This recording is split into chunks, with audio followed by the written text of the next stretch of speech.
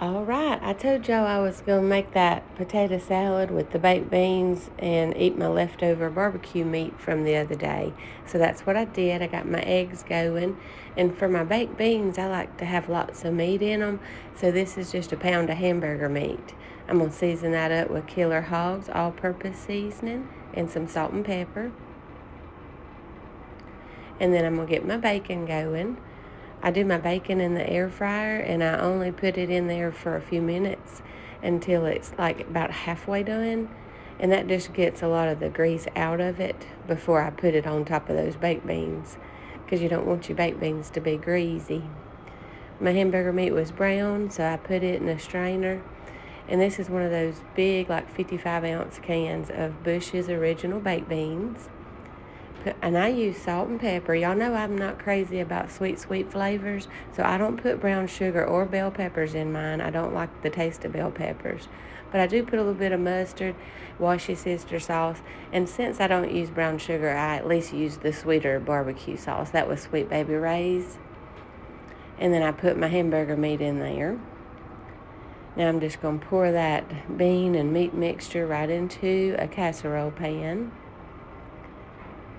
My bacon was done enough, and like I said, I just cook it long enough to get most of the grease rendered out of it, and then I'm going to take it and cut it up into little bite-sized pieces. Sometimes I'll just lay it over the top, but then when you're fixing your plate, sometimes the whole piece of bacon will get in your spoon, so it's easier just to cut it up. This is that leftover barbecue meat, so I'm going to put it in the oven with my baked beans, and that's the way I'm going to warm it up so I didn't have to microwave it. Cutting up or peeling some potatoes for the potato salad. And I had some help in the kitchen, so he offered to cut them up for me. So that's what we're doing here. And you just want to cut them into little bite-sized pieces. When I do potato salad, I like to eat it warm. I know a lot of people like to eat it cold, and a lot of people put onions in their potato salad, and I don't like onions in mine.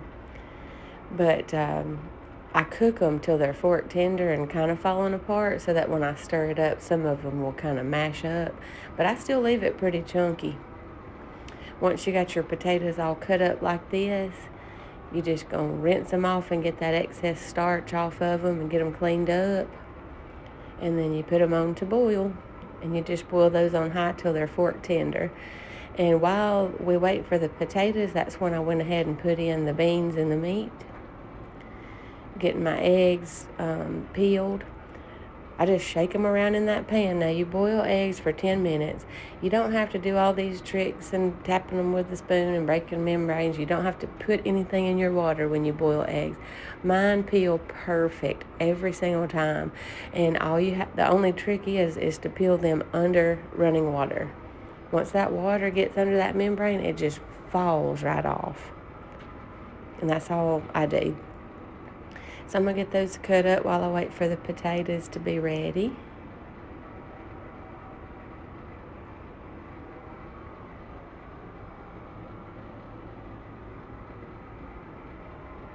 Now my potatoes are fork tender, so I'm getting all the water off of them, and then I'm going to make my potato salad.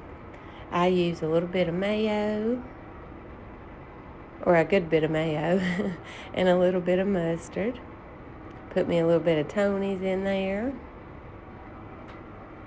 And you can either roughly chop up pickles, or you can use the dill salad cubes. You can even use relish if you want to, but I like the dill flavor. I don't use sweet pickles in mine.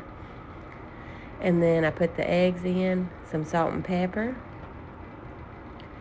Then just stir it up real good. I always taste test it after I got it combined real good to see if it needs something else, and it almost always does.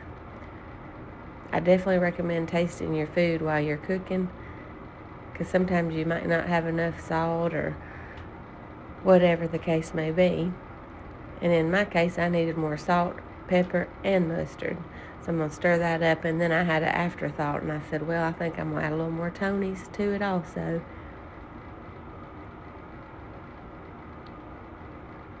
So that's me getting the Tony's and adding a little bit more of that. This is just the way we love our potato salad. Now, I got the baked beans and the meat out, and I uncovered the baked beans and put them back in on broil to kind of crisp up that bacon. Now I'm just checking the meat, make sure it's warm enough, and see there, it didn't get dry at all. That's why I did it covered. Gonna fix this a plate. And we didn't do coleslaw or anything else. We didn't even do a vegetable, but that's okay. It was delicious, and it didn't take long at all. I love you. Stay classy.